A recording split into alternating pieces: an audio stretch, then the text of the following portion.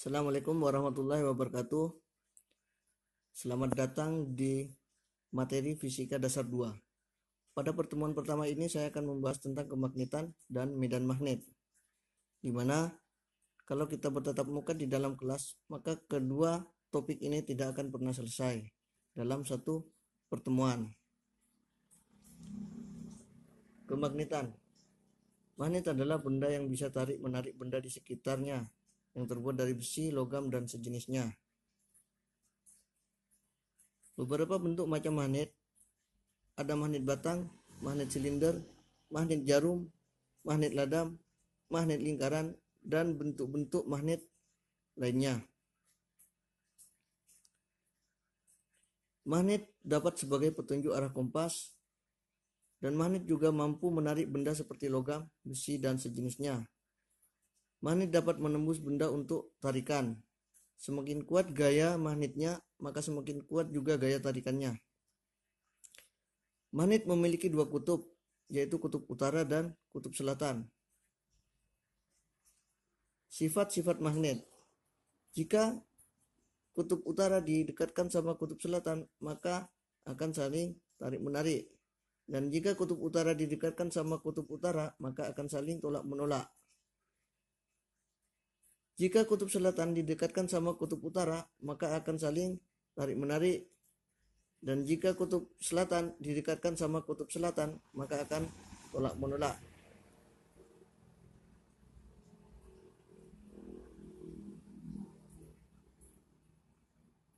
Cara membuat magnet. Pertama, dengan mengalirkan listrik. Mengalir listrik pada logam yang ingin dijadikan magnet. Sifatnya tidak permanen. Jika arus listrik dihentikan, maka sifat magnet akan hilang. Ilustrasinya seperti pada gambar berikut. Ada sebuah paku yang dililitkan terhadap kawat. Kemudian kawat tersebut disambungkan terhadap sumber tegangan, seperti baterai. Maka paku tersebut akan memiliki gaya magnet, di mana paku-paku tersebut akan menarik paku-paku yang lebih kecil. Seperti percobaan berikut. Ini sebagai sumber listriknya. Kemudian benda sebagai percobaan apakah bisa ditarik apa tidak. Langkah pertama, kalian harus lilitkan kawat terhadap paku atau benda yang ingin dijadikan magnet. Sifatnya ini adalah sementara. Jika berhenti dialiri listrik, maka sifat kemagnetan paku ini akan menghilang sendirinya. Baik, kita langsung ke percobaan. Ini sudah saya lilitkan dan sudah disiapkan terlebih dahulu. Lilitkannya, oke. Kemudian, baik, kita percobaan pertama. Coba apakah paku ini bisa narik benda ini.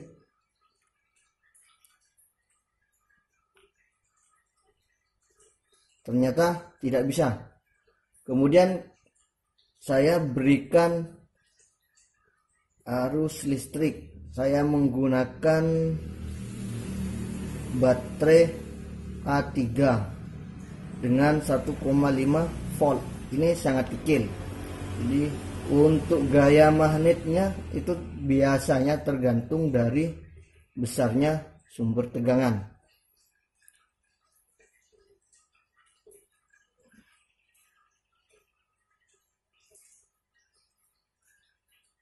Biar mudah dilihat sama teman-teman. Nah, ini sudah dialiri tegangan. Apakah dia bisa menarik benda yang tadi? Nah, ternyata bisa, masih ini ya. Nah, ini bisa menarik. Ini membuktikan bahwa paku bisa mengandung gaya magnet. Yang kedua, dengan cara menggosok. Menggosokkan magnet permanen pada logam yang ingin dijadikan magnet. Arah gosokan hanya pada satu arah saja. Kutub magnet yang dihasilkan akan selalu berlawanan dengan kutub penggosoknya. Ilustrasinya seperti gambar berikut. Ada bahan magnet, kemudian diberi gosokan oleh magnet permanen. Arah gosokan harus searah. Persiapkan magnet batang, paku atau bahan yang terbuat dari besi, dan paku kecil yang bisa ditarik magnet. Langkah membuat magnet dengan cara digosok. Gosokkan ujung magnet pada paku besar atau bahan yang terbuat dari besi dan baja secara satu arah dan berulang-ulang dari ujung satu ke ujung yang lainnya. Perlu diketahui, penggosokan terhadap paku harus searah agar sifat kemagnetan pada paku bisa bertahan lama. Maka penggosokan dengan waktu yang lama. Setelah dirasa cukup, dekatkan paku besar terhadap paku-paku kecil. Cara yang ketiga dengan induksi. Induksi yaitu mendekatkan magnet permanen pada logam yang ingin dijadikan magnet. Seperti pada ilustrasi gambar berikut. Yang atas adalah magnet tetap, kemudian didekatkan terhadap bahan besi atau baja. Maka besi atau baja tersebut akan dapat menarik paku-paku yang lebih kecil. Ini artinya bahwa besi tersebut memiliki sifat kemagnetan. Medan magnet. Medan magnet diartikan daerah di sekitar magnet, di mana gaya magnet masih berpengaruh. Medan magnet merupakan besaran vektor. Besar dan arah medan magnet dapat digambarkan sebagai garis-garis khayal yang disebut garis gaya magnet.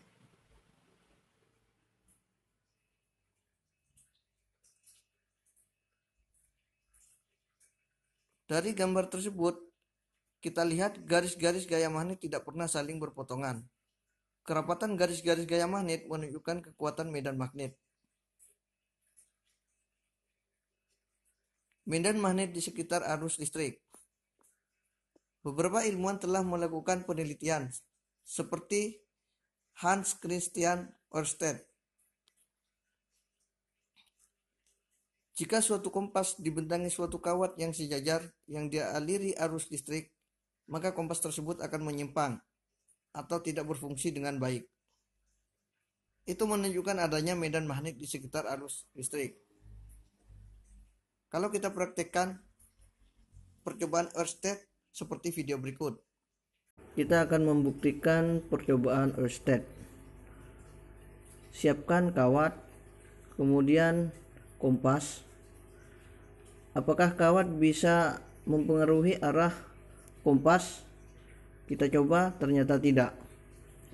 Tapi kita aliri listrik dengan baterai sebagai sumber tegangan.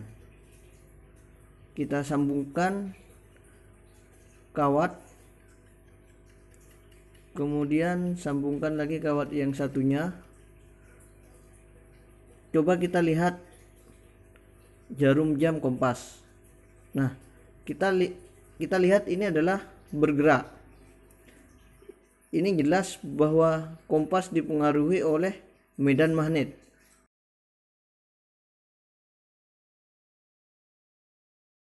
Arah garis-garis medan magnet yang terdapat di sekitar kawat berarus sesuai dengan kaidah tangan kanan.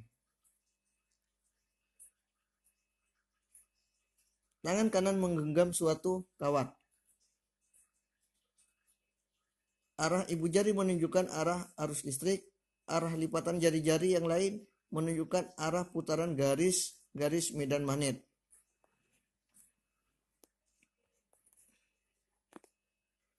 Hukum Biot-Savart. Hukum Biot-Savart itu ditemukan oleh seorang ilmuwan dari Prancis. Dua ilmuwan ini menemukan cara untuk menghitung medan magnet akibat aliran arus listrik.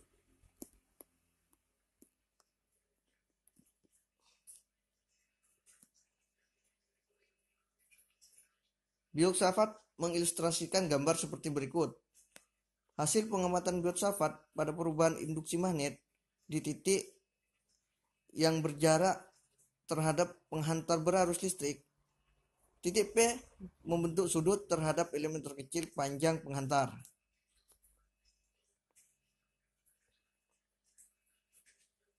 Dari data tersebut, Biot-Savart menyatakan bahwa besarnya induksi magnet pada suatu titik di sekitar penghantar berarus listrik pertama sebanding dengan kuat arus listrik yang mengalir pada penghantar.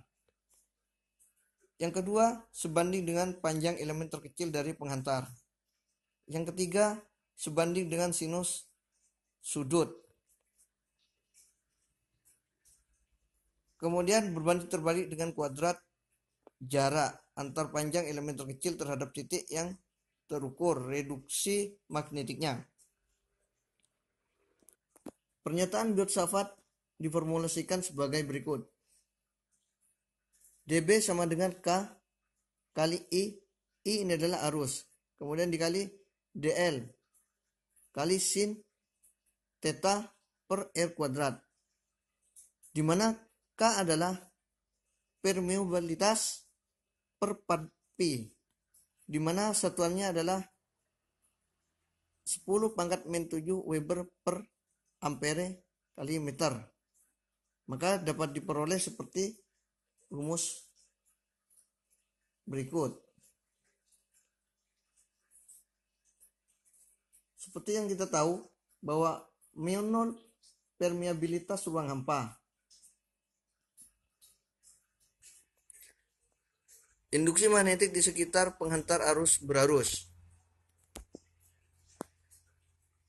Dari gambar ini dapat diformulasikan seperti berikut. Di mana B adalah induksi magnetik dengan satuan Tesla.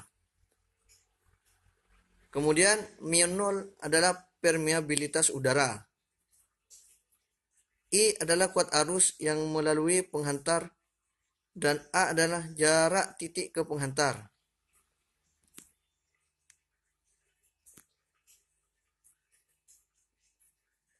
Misalkan ada sebuah permasalahan, tentukan besar induksi magnetik pada jarak 5 cm dari pusat sebuah kawat lurus berarus listrik 30 ampere. Maka kita masukkan terhadap formula berikut. Di mana I adalah 30 ampere. Kemudian μ0 sama dengan 4pi kali 10⁻⁷ Weber per ampere meter. Dan A adalah 5 cm. Kemudian dirubah menjadi meter sehingga menjadi 0,05.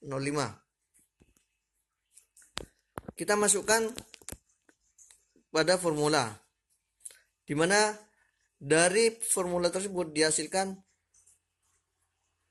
medan magnet di sekitar penghantar lurus berarus sebesar 12 kali 10⁻⁵ Tesla. Induksi magnetik di pusat lingkaran berarus. Ilustrasinya seperti pada gambar berikut. Di mana dalam gambar berikut diformulasikan seperti B sama dengan N dikali permeabilitas udara dikali watt arus dibagi 2 jari-jari lingkaran, di mana N adalah jumlah lilitan. Latihan. Induksi magnetik di pusat kawat lingkaran berarus listrik 7,5 ampere dan terdiri dari 4 lilitan. Adalah induksi magnetnya 2pi kali 10⁻⁵ Tesla. Berapa sentimeter jari-jari kawat tersebut? Selesaikanlah soal berikut dengan rumus yang telah diberikan. Terima kasih.